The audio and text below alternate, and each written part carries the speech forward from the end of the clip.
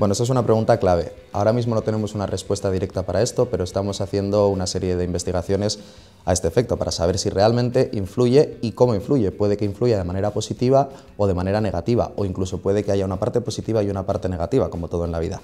Desde nuestro punto de vista es favorable porque esos niños el día de mañana estarán mucho mejor preparados en el mercado internacional. A nivel de competitividad y de profesionalidad estarán en disposición de hablar de tú a tú con las principales potencias del mundo, que desgraciadamente no hablan nuestras lenguas. Entonces, desde ese punto de vista profesional y de cara al futuro, sin duda es positivo. Hay una parte negativa, que también existe y se conoce desde ya, que es el coste que implica el aprender en una lengua diferente a tu lengua nativa.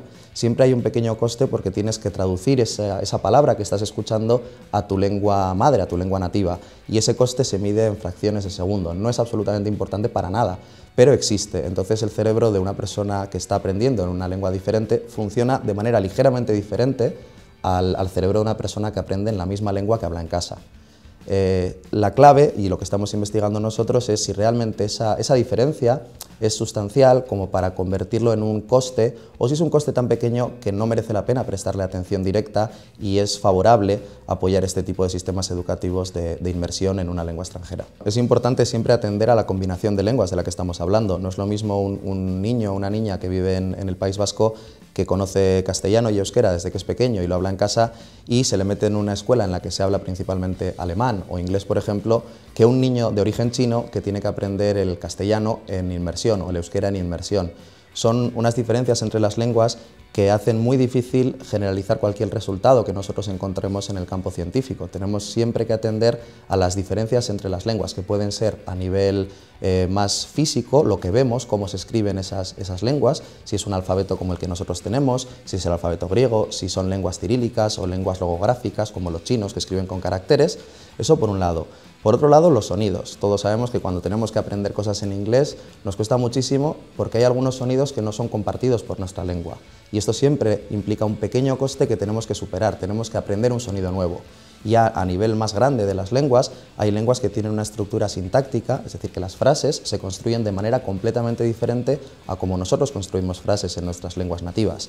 Y esto lo que lleva al final es a proyectos de investigación que son muy orientados a estudiar combinaciones de lenguas muy concretas, y confiamos que de aquí a un tiempo de 5 o 10 años hayamos estudiado suficientes combinaciones de lenguas para saber en general cuál es lo positivo y cuál es lo parcialmente negativo de aprender en lenguas extranjeras, teniendo en cuenta todas las posibles combinaciones, o por lo menos las más realistas en el mundo cotidiano.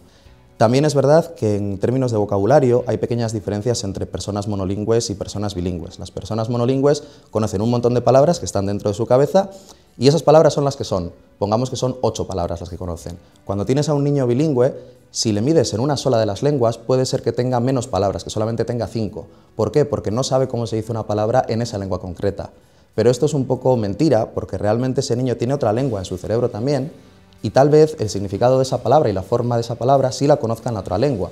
Entonces lo que tenemos que hacer es juntar el total de palabras que el niño conoce, y en ese caso sí es verdad que los niños bilingües conocen más palabras que los niños monolingües, porque tienen la representación en una lengua y en otra, por ejemplo, la lengua que hablan en casa y la lengua que hablan en clase. Mientras que el niño monolingüe solamente tiene una fuente de información, que son las palabras que conoce en una única lengua. Entonces, hay que saber medir exactamente cuáles son las palabras que el niño conoce y cómo medirlo, es decir, atender a las 2 lenguas que conoce en el caso de los bilingües o en el caso de los trilingües o multilingües en todas las lenguas que conozca. Y en ese caso, lo que a priori parece una pequeña desventaja, para nada es una desventaja, simplemente el niño tiene que ser lo que os decía, un poquito malabarista para ser capaz de transformar una forma en una lengua en un significado que es global y que no depende de las lenguas.